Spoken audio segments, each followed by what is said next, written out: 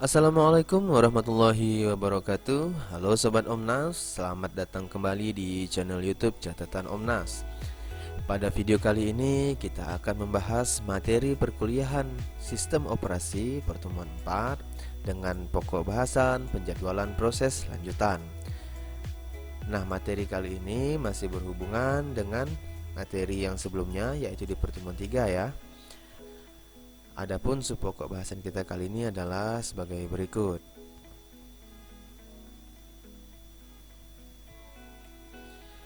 Namun seperti biasa, sebelum kita lanjut ke pokok bahasan ini, jangan lupa subscribe channel ini dan nyalakan loncengnya ya, agar nanti sobat tidak ketinggalan dengan video-video terbaru yang akan diupload di channel ini.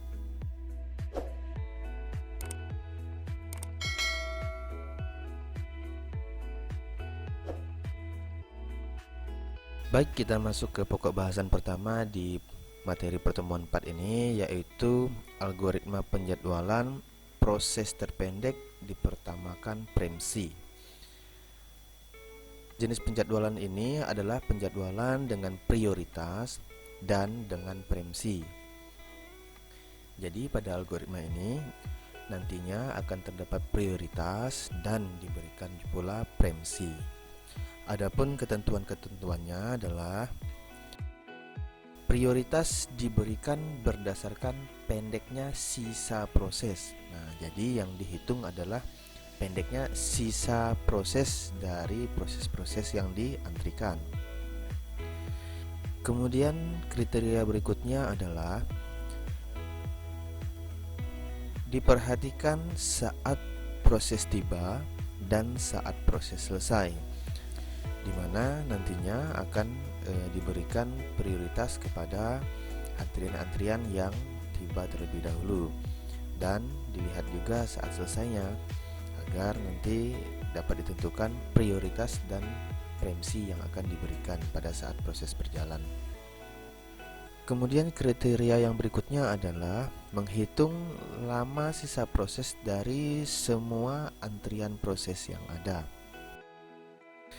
Jika ada proses dengan sisa proses yang lebih pendek dari proses yang sedang dikerjakan, nah jadi ada antrian proses yang sisa waktu prosesnya lebih pendek ya, dari proses yang sedang dikerjakan, maka akan diberikan premsi kepada proses yang sisa prosesnya lebih pendek tersebut.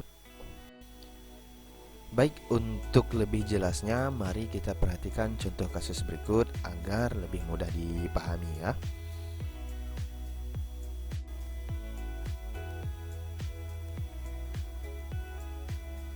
Diketahui terdapat beberapa proses, yaitu proses A, B, C, D, di mana proses A saat tibanya di detik ke-0, lama prosesnya 7 detik. Kemudian proses B tiba di detik kedua, lama prosesnya 3 detik. Proses C tiba di detik keempat, lama prosesnya 9 detik. Sedangkan proses D tiba di detik kelima dan lama prosesnya 4 detik. Nah, agar nanti lebih mudah memahaminya, jangan lupa sambil menyimak contoh pengerjaannya, sambil perhatikan materi di modulnya ya.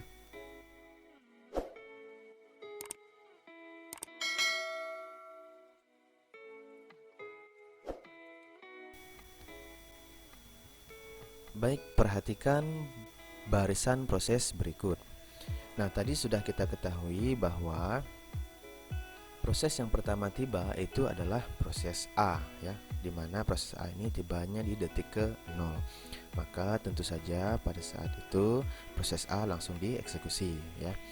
Nah, namun ternyata pada detik kedua proses A ini sedang berjalan, masuk proses B yang mana tibanya di detik kedua. Nah, kalau kita lihat lama prosesnya, tadi A itu 7 detik ya, kemudian B itu 3 detik ya. Namun karena A sudah berjalan ya selama 2 detik, di detik kedua B itu masuk, maka proses A lama prosesnya sisa 5 detik. Sedangkan proses B yang baru masuk tadi, lama prosesnya 3 detik. Maka akan diberikan premsi kepada proses B ya, karena prosesnya lebih pendek dibandingkan dengan sisa proses yang ada pada proses A ya. Nah, dan seperti yang kita ketahui, premsi itu adalah memberikan prioritas kepada antrian ya dengan kriteria yang ditentukan, yaitu proses terpendek dan menghentikan proses yang sedang berjalan. Artinya pada saat proses B masuk ini, dan karena lama prosesnya lebih pendek dari proses A, maka proses B langsung dieksekusi. Baik, kita perhatikan eksekusi dari proses B ya. Nah, misalnya kita jalankan step by step saja ya untuk lebih mudah memahaminya. Proses B berjalan selama 1 detik, maka sisanya adalah 2 detik ya. Maka di detik ketiga bisa kita hitung sisa proses dari proses A tetap 5 detik. Kenapa? Karena kan tadi proses A tertunda ya oleh proses B yang diberikan premsi. Kemudian di detik ketiga proses B tetap berlanjut ya. Nah, maka di sini proses B sisa 1 detik, tiba di detik keempat. Nah, ternyata di detik keempat masuk proses berikutnya, yaitu proses C ya, di detik keempat sini ya. Detik keempat sini masuk proses C dengan lama proses 9 detik. Nah, di sini kita bisa perhatikan ya bahwa panjang proses ya dari antrian yang ada ya, yaitu proses A 5 detik, proses B 1 detik, proses C 9 detik. Nah, maka yang mana yang dipertamakan? Nah, kalau kita lihat di sini tentu saja proses terpendek adalah masih proses B kan, yaitu 1 detik. Maka di detik keempat ini yang dipertamakan tetap proses B, maka dilanjutkan eksekusinya. Nah, seperti itu ya. Kemudian pada saat proses B dieksekusi di detik kelima ya, kita lihat sisa prosesnya. Proses A itu masih 5 karena masih tertunda ya. Kemudian proses B karena sudah dieksekusi selama 3 detik tadi ya, maka sisanya 0. Kemudian proses C belum dieksekusi, maka lama prosesnya masih 9. Nah, namun di detik kelima ini ternyata masuk lagi proses yang keempat, yaitu proses D di detik kelima ini ya, dengan lama prosesnya 4 detik. Nah, sekarang kita perhatikan lagi lama proses yang ada. Yang mana proses yang terpendek, maka itu yang akan dipertamakan ya. Nah, kita lihat proses A lamanya 5 detik, proses B sudah habis, proses C 9 detik, proses D 4 detik. Maka sudah pasti proses D yang dieksekusi. Nah, di sini kita bisa lihat ya. Maka dieksekusilah proses D selama 4 detik dari detik ke-5 hingga detik ke-9. Nah, di detik ke-9 ini kita bisa lihat sisa proses yang ada. Proses A sisa tetap 5 detik karena masih tertunda ya. Kemudian proses B sudah habis ya tadi ya. Proses C sisa 9 detik karena memang belum diproses, dan proses D karena sudah dieksekusi selama 4 detik tadi, yang mana lama prosesnya sendiri itu adalah 4 detik, maka sisanya adalah 0. Nah, dari sini kita bisa perhatikan maka sisa antrian yang ada itu adalah proses A dan proses C. Di sini juga kita bisa lihat lama proses yang tersisa, yaitu antara proses A dan proses C. Tentu saja proses A lebih pendek ya, karena 5. Sedangkan proses C lama prosesnya 9. Maka dari sini diketahui tentu saja yang akan diproses berikutnya adalah proses A selama 5 detik ke depan. Maka dieksekusilah proses A ini mulai dari detik ke-9, kemudian lanjut ke detik ke-10, 11, 12, 13, dan berakhir di detik ke-14. Jadi selama 5 detik. Nah, pada saat detik ke-14 ini tentu saja proses A sudah selesai dieksekusi, dan tinggallah satu proses terakhir di dalam antrian, yaitu proses C, yang mana lama prosesnya 9 detik dan dieksekusi hingga selesai. Adapun kesimpulan atau hasil akhir dari contoh algoritma penjadwalan proses terpendek dipertamakan dengan preemsi kali ini adalah sebagai berikut. Nah, tadi sudah kita ketahui bahwa proses A itu tiba di detik ke-0 ya. Lama prosesnya 7 detik dan proses A ini mulai di detik ke-0 ya. Namun saat rampung atau saat selesainya itu di detik ke-14 karena terkena beberapa kali preemsi oleh proses-proses yang lain tadi ya, berdasarkan contohnya ya. Maka lama tanggap dari proses A ini adalah 14 detik. Nah, yaitu dimulai dari saat tiba hingga saat rampung atau saat selesai.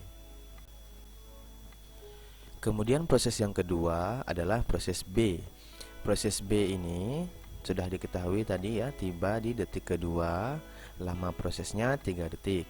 Dan proses B ini mulai di detik kedua itu ya. Kenapa? Karena seperti yang sudah dicontohkan tadi, lama proses dari proses B ini lebih pendek dari sisa proses A ya, yang tadi sudah kita contohkan ya. Maka proses B langsung dieksekusi selama 3 detik, maka proses B ini selesai atau rampung di detik ke-5, sehingga lama tanggapnya 3 detik, yaitu dari saat tiba hingga saat rampung atau saat selesainya ini. Kemudian masuk pula proses C dan proses D tadi ya, di detik ke-4 dan detik ke-5. Nah, seperti yang sudah dicontohkan tadi, bahwa proses-proses yang mengantri itu ada 3 proses, yaitu proses A, proses C, dan proses D. Dimana proses A tadi sisa prosesnya itu 5 detik, proses C 9 detik, ini proses D adalah 4 detik. Maka yang dieksekusi adalah proses D terlebih dahulu di detik ke-5 ya. Nah, lama prosesnya adalah 4 detik, maka ya, dari detik ke-5 di proses 4 detik, maka selesai di detik ke-9. Lama tanggapnya itu adalah 4 detik. Dari mana? Dari saat tiba hingga saat rampung atau saat selesainya. Baru kemudian dilanjutkan proses berikutnya, yaitu proses A tadi ya. Nah, kenapa? Karena sisa proses A tadi kan 5 detik tuh, dibandingkan dengan proses C, ya tentu saja proses A lebih pendek kan tadi kan. Jadi di detik ke-9 maka dilanjutkanlah proses A ya, selama 5 detik ya, dari 9 5 detik ke depan, maka rampungnya atau selesainya proses A itu adalah di detik ke-14. Nah, seperti itu. Itulah yang menyebabkan proses A lama tanggapnya menjadi 14 walaupun lama prosesnya adalah 7 karena terkena beberapa kali preemsi tadi ya. Dan yang terakhir itu adalah proses C ya, dimana proses C ini tadi sudah kita ketahui lama prosesnya adalah 9 dan mulainya itu setelah proses A selesai tadi ya, di detik ke-14. Nah, di detik ke-14 lama prosesnya itu 9, maka proses C ini selesai atau rampung di detik ke-23. Sedangkan lama tanggapnya itu adalah 19 detik. Dihitung dari saat tiba hingga saat rampung, karena proses C juga terkena preemsi beberapa kali ya tadi ya. Nah, sedangkan jumlah dari lama tanggapnya adalah tinggal dijumlahkan saja ini keempat prosesnya, totalnya ada 40. Dan hasil rata-rata ini didapatkan dari jumlah lama tanggap dibagi dengan banyaknya proses, yaitu ada 4 proses ya, A, B, C, D, maka 40 dibagi 4, didapatkanlah rata-rata lama tanggapnya 10. Nah, seperti itu ya.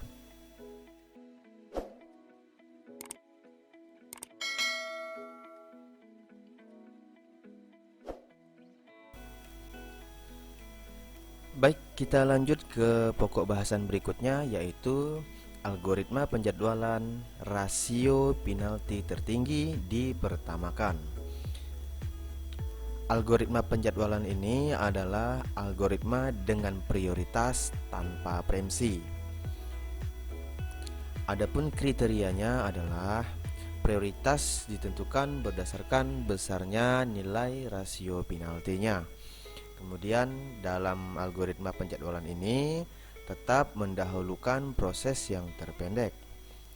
Namun proses yang panjang bisa meningkat prioritasnya atau bisa diprioritaskan jika terjadi peningkatan pada rasio penaltinya. Adapun rumus menghitung rasio penalti adalah sebagai berikut. RP yaitu rasio penalti sama dengan S ditambah T kemudian dibagi dengan T, di mana S itu adalah waktu sia-sia, yaitu saat selesai dikurangi dengan saat tiba, sedangkan T itu adalah lama prosesnya. Nah, sekarang kita akan masuk ke contoh kasusnya ya. Diketahui terdapat beberapa proses sebagai berikut, yaitu proses A, B, C, D, dan E. Ada 5 proses, di mana dicontohkan proses A itu tiba di detik ke-0, B tiba di detik ke-1, C detik ke-2, D detik ke-3, dan E detik ke-4. Sedangkan masing-masing lama prosesnya, A itu 4 detik, B 2 detik, C 5 detik, D 8 detik, dan E 4 detik. Adapun penyelesaian dari contoh kasus algoritma penjadwalan rasio penalti tertinggi dipertamakan ini adalah sebagai berikut. Pada proses penyelesaiannya, algoritma penjadwalan ini nanti akan dibagi beberapa step atau langkah. Karena di step-stepnya nanti akan terjadi perhitungan ulang terhadap rasio penalti dari proses-proses yang belum dieksekusi, sehingga terjadilah perubahan-perubahan nilai rasio penalti dalam setiap stepnya. Dan rasio penalti ini nanti yang akan menentukan proses yang mana yang akan dipertamakan di step berikutnya. Baik, kita lanjut dulu step pertama ini. Diketahui data-data sebagai berikut. Nah, berdasarkan data yang sebelumnya ya, di tabel sebelumnya ada 5 proses. Di step 1 ini terdapat 4 proses, yaitu proses B, C, D, dan E. Nah, kemudian di sini ada keterangan waktu tiba selama. Jadi tibanya berapa detik. Nah, seperti itu ya. Nah, di sini B tibanya selama 3 detik, C tiba selama 2 detik, D tiba selama 1 detik, dan E tiba selama 0 detik. Adapun rasio penaltinya adalah sebagai berikut. Nah, ini rumus yang tadi ya. S ditambah T dibagi dengan T, maka hasilnya adalah rasio penalti. Nah, seperti ini. Nah, dari mana sih didapatkan nilai-nilai ini ya, nilai tiba selama dan rasio penalti ini? Nah, kita lanjut ke slide berikutnya ya untuk pembahasannya. Pada detik ke-0 hanya ada proses A, maka proses A langsung dieksekusi tentunya ya, karena kan tidak ada proses yang lain. Jadi dieksekusi langsung. Berdasarkan data pada tabel yang pertama tadi, A itu lama prosesnya adalah 4, maka proses A akan selesai di detik ke-4. Dan pada saat detik ke-4 itu proses B, C, D, dan E telah tiba, ya kan? Karena saat tibanya tadi adalah proses B tiba di 1, proses C tiba di 2, proses D tiba di 3, proses E tiba di 4. Maka pada saat proses A ini sudah selesai, B, C, D, dan E itu telah tiba dan sudah masuk dalam antrian. Kemudian inilah prosesnya didapatkan nilai-nilai tadi ya, dimana proses B, C, D, E tiba selama berapa detik ini didapatkan dari selesainya proses A tadi ya. Nah, kalau di rumusnya tadi itu disebut dengan waktu sia-sia itu ya. Nah, dimana waktu sia-sia itu adalah saat selesai dikurangi saat tiba. Nah, seperti itu. Jadi ini adalah saat selesai dari proses yang sebelumnya, ini adalah saat tiba dari proses yang sedang mengantri. Nah, maka dapatlah tiba selama, ya. Oke, dari sini sudah kita ketahui ya dapatnya dari mana perhitungan waktu tiba selama berapa detik. Nah, seperti itu. Kemudian ya dimasukkan ke dalam rumus rasio penalti tadi. Ya, di mana S ini ya. S ini tadi ditambah dengan T ya. T ini adalah lama proses. Nah, lama proses ini ya lama proses dari masing-masing prosesnya ya. Ya, datanya sudah ditampilkan tadi ya, di mana proses B ini lama prosesnya adalah 2 detik. Maka 3 ditambah 2 dibagi dengan 2 dibagi dengan lama prosesnya itu sendiri. Nah, dapatkanlah nilainya seperti ini, dan yang lain-lain juga seperti itu ya. Oke, setelah didapatkan rasio penalti dari masing-masing proses B, C, D, dan E. Nah, di sini kita bisa lihat proses B rasio penaltinya 2,5, proses C rasio penaltinya 1,2, proses D rasio penaltinya 1,125, dan proses E rasio penaltinya adalah 1. Maka diketahui rasio penalti tertinggi dari step 1 adalah proses B. Maka selanjutnya proses B yang akan dieksekusi, yang dipertamakan. Oke, kita lanjut ke step yang berikutnya, yaitu step 2 ya. Nah, berdasarkan rasio penalti yang sebelumnya, maka didapat data-data sebagai berikut di step kedua, yaitu prosesnya ada 3, proses C, proses D, dan proses E. Kemudian untuk waktu tiba selama C 4 detik, D 3 detik, dan E 2 detik. Adapun rasio penaltinya ya tinggal dimasukkan saja angkanya ke dalam rumus, di mana S-nya itu adalah 4 ditambah dengan 5. 5 ini adalah lama prosesnya tadi ya. Kemudian dibagi dengan lama prosesnya itu sendiri, maka didapatkanlah hasil-hasil dari rasio penalti di step 2 ini. Dari data ini bisa kita lihat bahwa proses C rasio penaltinya 1,8, proses D rasio penaltinya 1,375, dan proses E rasio penaltinya 1,5.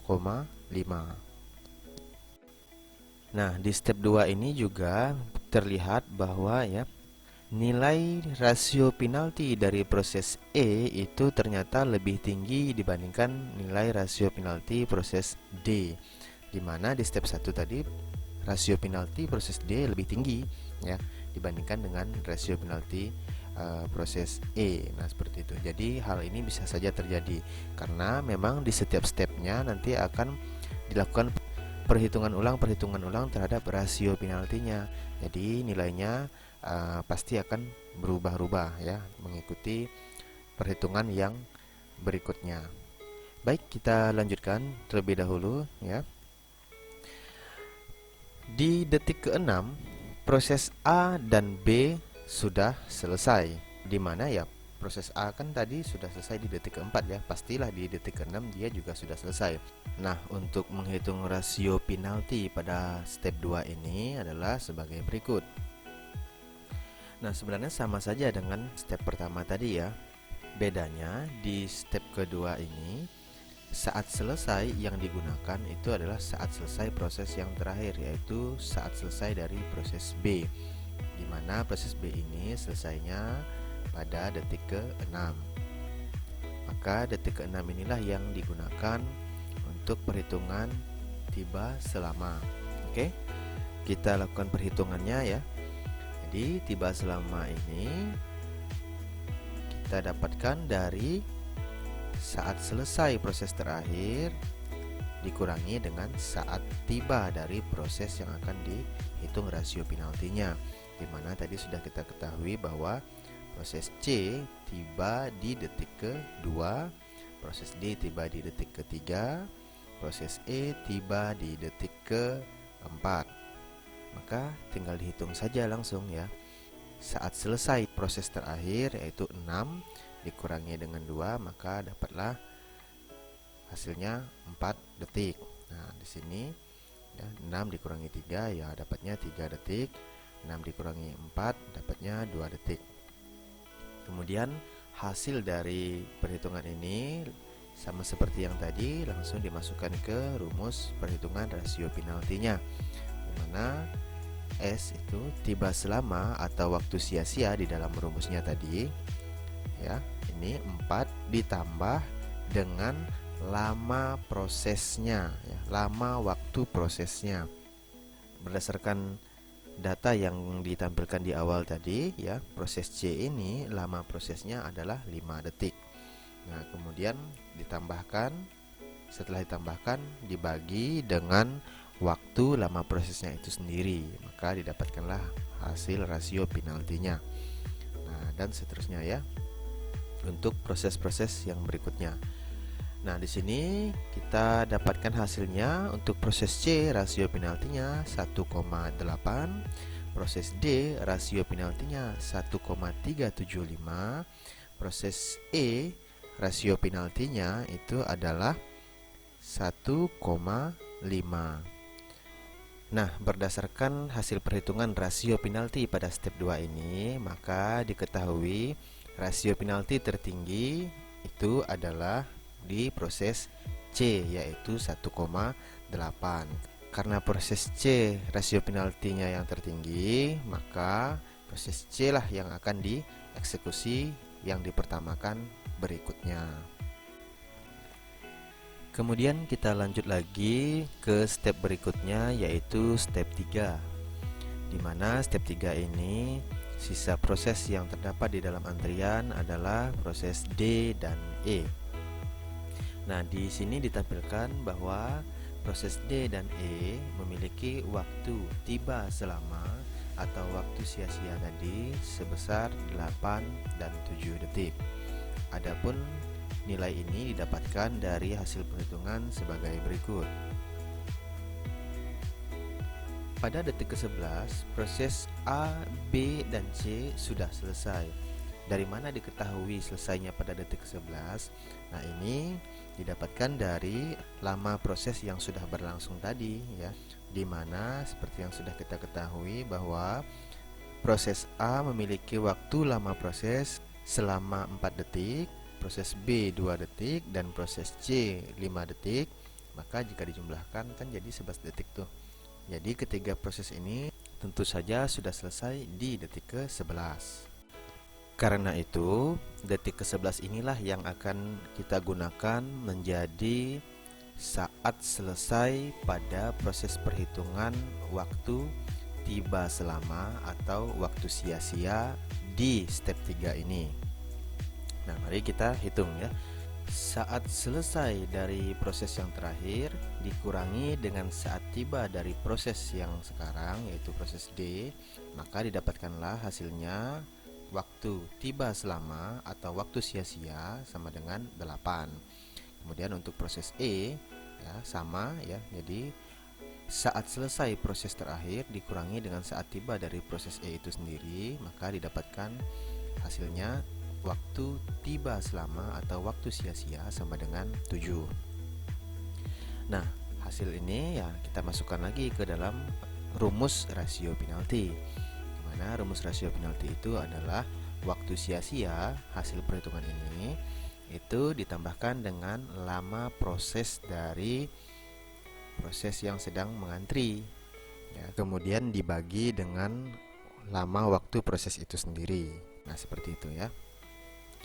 Hasil dari perhitungan rasio penalti di step 3 ini bisa kita lihat bahwa untuk proses D rasio penaltinya adalah 2, sedangkan untuk proses E rasio penaltinya adalah 2,75. Karena proses E memiliki rasio penalti yang tertinggi, maka proses E lah yang akan dieksekusi dipertamakan pada step berikutnya. Nah, seperti yang kita ketahui tadi, proses C itu selesai di detik ke-11 dan saat ini akan dieksekusi proses E yang mana lama prosesnya adalah 4 detik, maka di detik ke-15 proses A, B, C, dan E itu selesai dieksekusi. Maka selanjutnya yang terakhir dieksekusilah proses D, yaitu proses yang berada di antrian paling akhir pada penjadwalan ini. Adapun hasil akhir dari contoh kasus ini adalah sebagai berikut.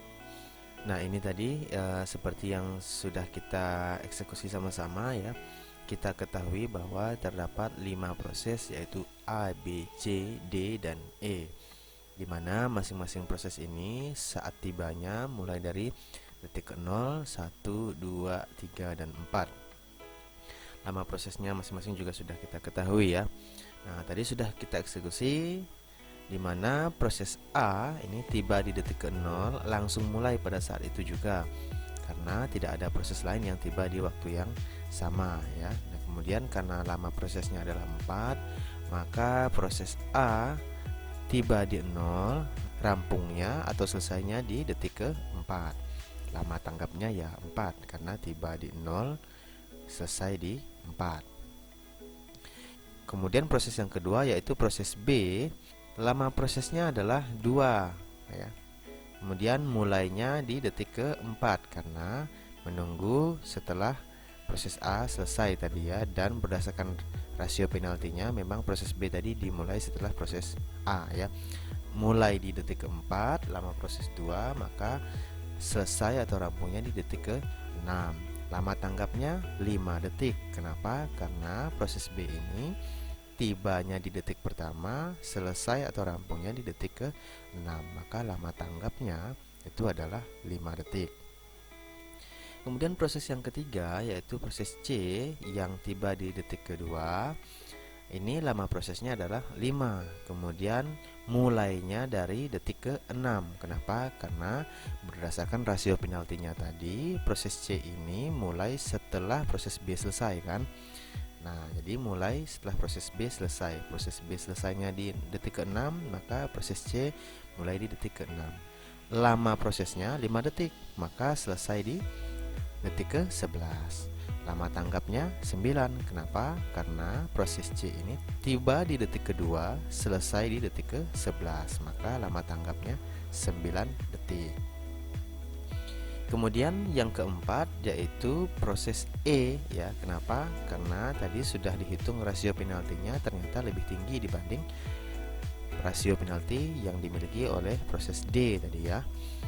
Maka proses E dimulai setelah proses C selesai ya. Proses C tadi selesai di 11, maka proses E mulai di detik ke-11. Lama prosesnya 4 detik. Nah, maka proses E akan selesai atau rampung di detik ke-15. Lama tanggapnya 11. Kenapa? Karena tiba di detik ke-4, rampung atau selesai di detik ke-15, maka lama tanggapnya 11. Dan yang terakhir adalah proses D dimulai setelah proses E selesai, yaitu di detik ke-15. Maka proses D mulai di detik ke-15, lama prosesnya 8 detik, maka selesai di detik ke-23. Lama tanggapnya berapa? 20 detik. Kenapa? Karena proses D ini tiba di detik ketiga, selesainya di detik ke-23.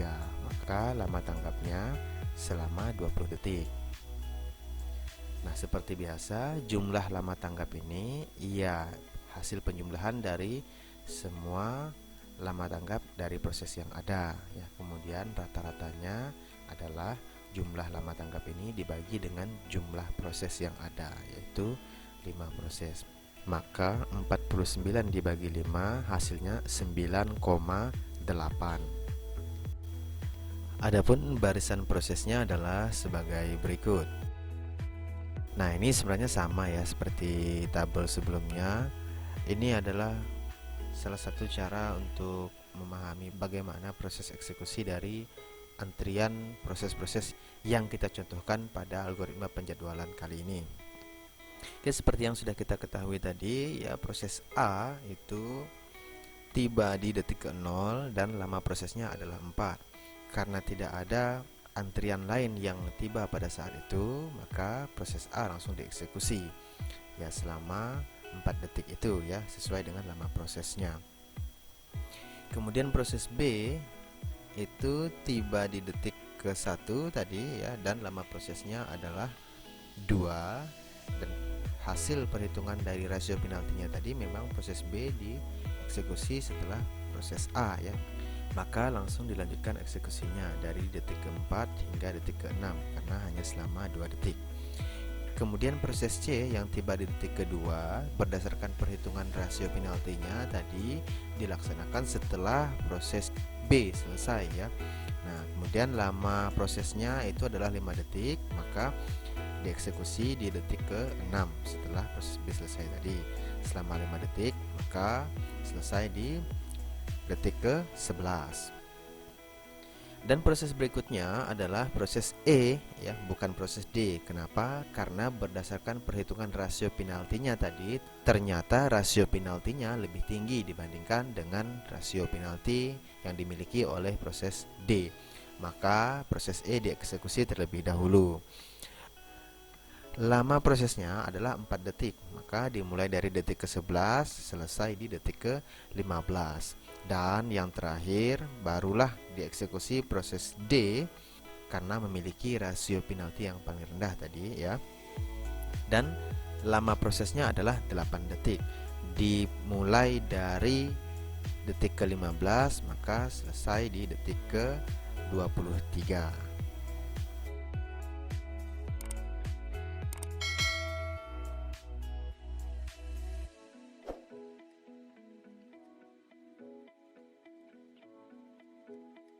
Algoritma penjadwalan yang terakhir adalah round robin atau time slice. Round robin merupakan algoritma penjadwalan di mana algoritma ini akan menggilir semua proses yang ada di antrian.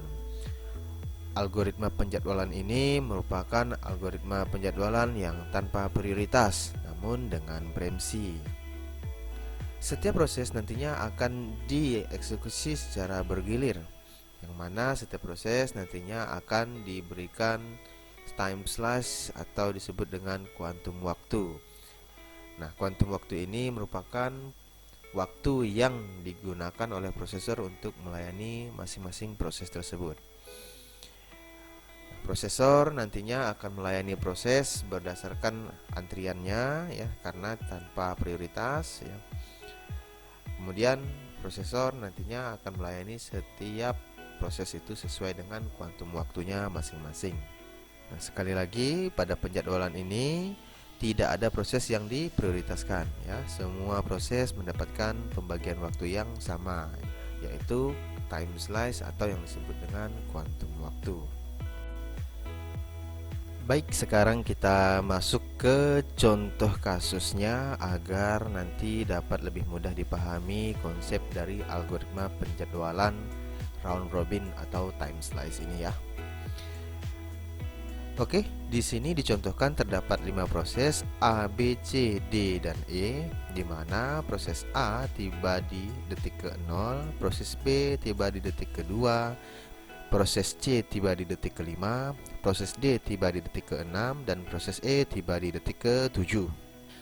Sedangkan lama prosesnya, proses A selama 5 detik, proses B selama 3 detik, proses C selama 7 detik, proses D selama 1 detik, proses E selama 6 detik.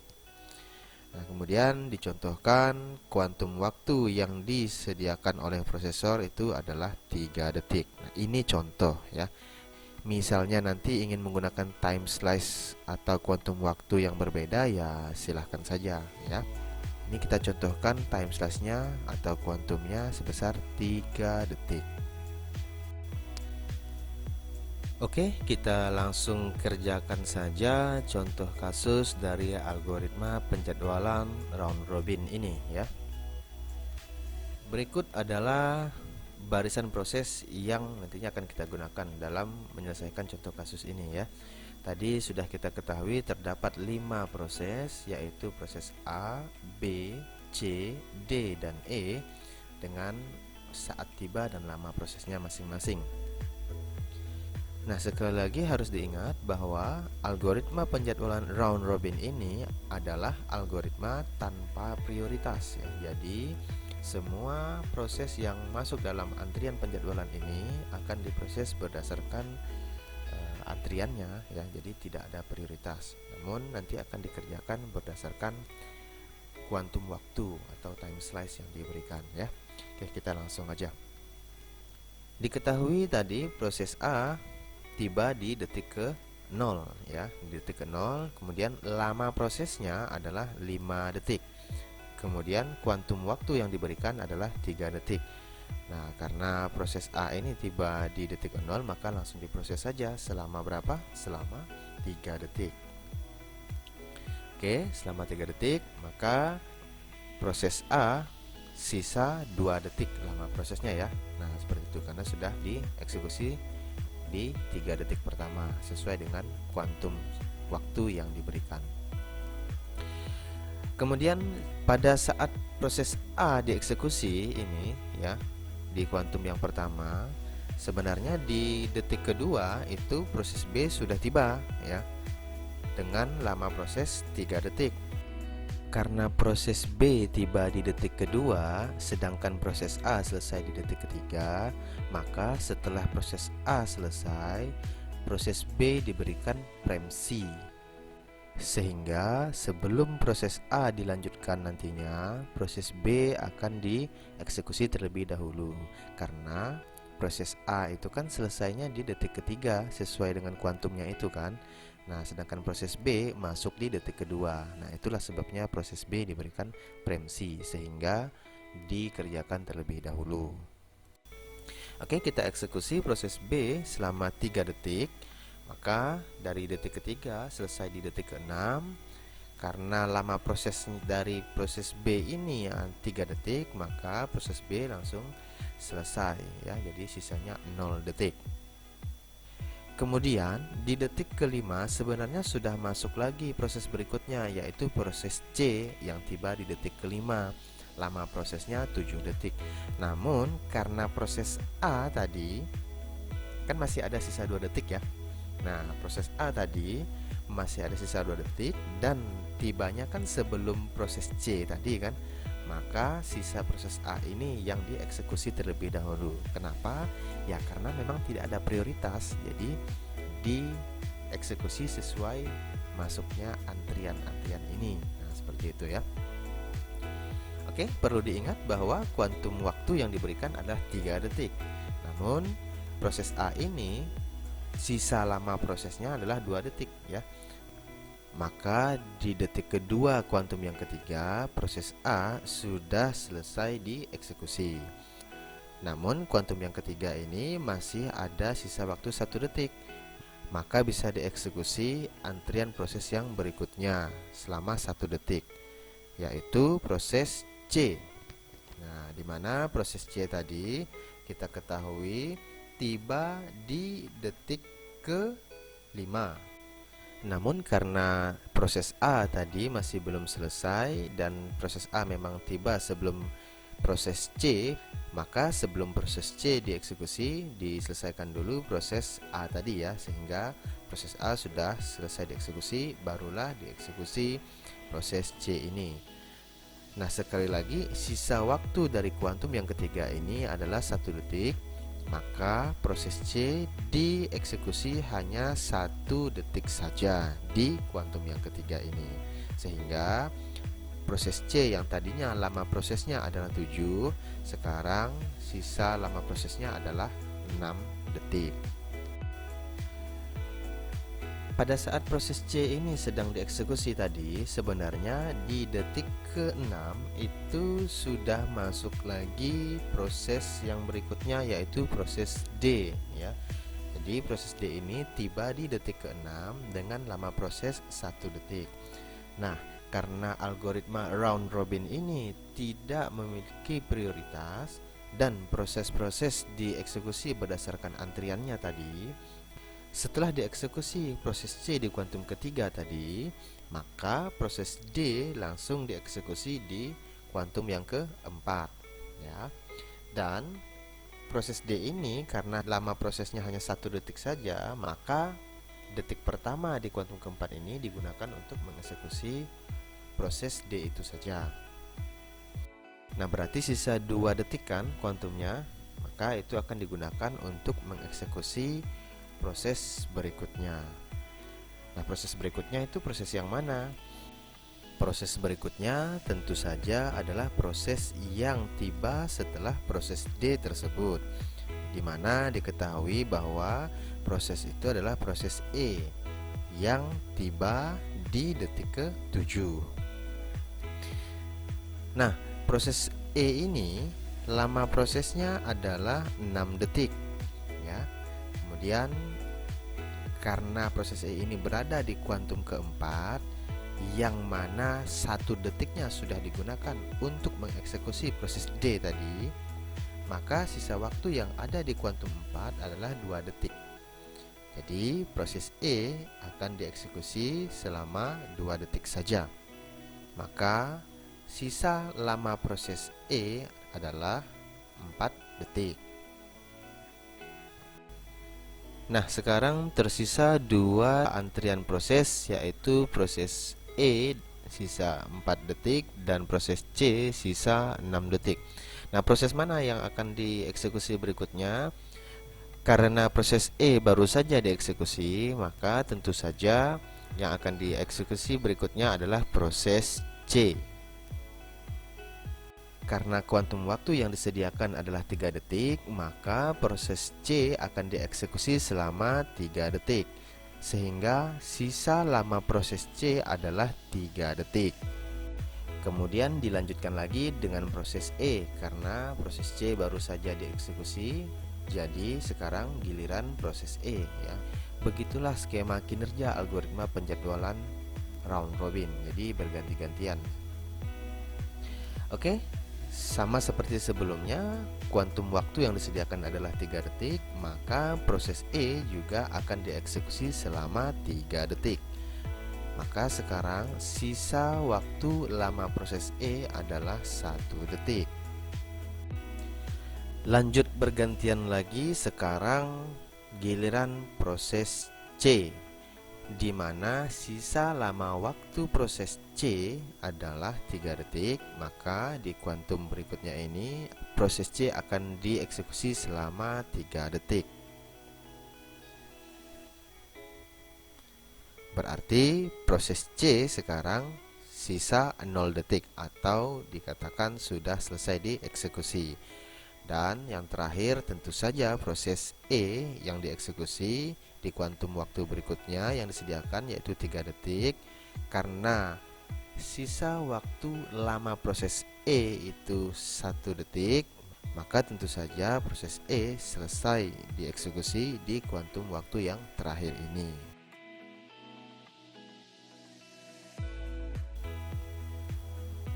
Adapun kesimpulan dari proses penyelesaian contoh kasus algoritma penjadwalan round robin kali ini bisa dilihat di tabel berikut ini. Nah, berdasarkan barisan proses yang baru saja kita bahas, nah inilah hasil akhirnya ya, dimana proses A itu tadi saat tibanya di detik ke-0, kemudian lama prosesnya 5 detik, dia mulai di detik ke-0 tetapi rampung di detik ke-8 karena tadi diproses berdasarkan kuantum waktu yang ditentukan, kemudian terkena preemsi dan lain-lain. Nah, jadi lama tanggapnya adalah 8 detik. Ini dapat dari mana? Sama seperti perhitungan lama tanggap di algoritma penjadwalan yang lainnya, yaitu dari saat tiba hingga saat rampung atau saat selesai. Tiba di 0, selesai di 8, maka lama tanggapnya adalah 8. Nah, kemudian proses B juga begitu ya, tiba di detik kedua, kemudian rampung di detik ke-6, maka lama tanggapnya adalah 4 detik. Kemudian proses C tiba di detik kelima, kemudian rampungnya di detik ke-21, maka lama tanggapnya itu adalah 16 detik. Proses D tiba di detik ke-6, rampungnya atau selesainya di detik ke-10, maka lama tanggapnya adalah 4 detik. Dan yang terakhir, proses E tiba di detik ke-7 dan selesai atau rampung di detik ke-22, maka lama tanggapnya adalah 15 detik.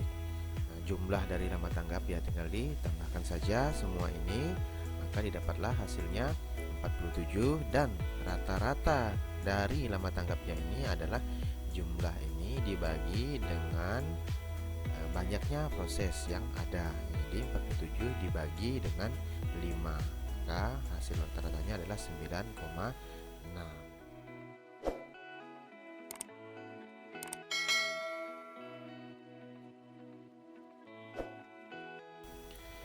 Nah, Sobat Omnas, demikian penjabaran dan penjelasan materi perkuliahan Sistem Operasi pertemuan 4 dengan tema penjadwalan proses lanjutan kali ini. Semoga apa yang sudah dijabarkan dan dijelaskan di video ini dapat dipahami dengan benar, sehingga dapat diambil manfaatnya. Karena itu, jangan lupa like dan share video ini ke media sosial sobat, agar teman-teman yang lain juga bisa mendapatkan manfaat dari video-video yang ada di channel YouTube ini. Sampai ketemu di video-video berikutnya. Wassalamualaikum warahmatullahi wabarakatuh.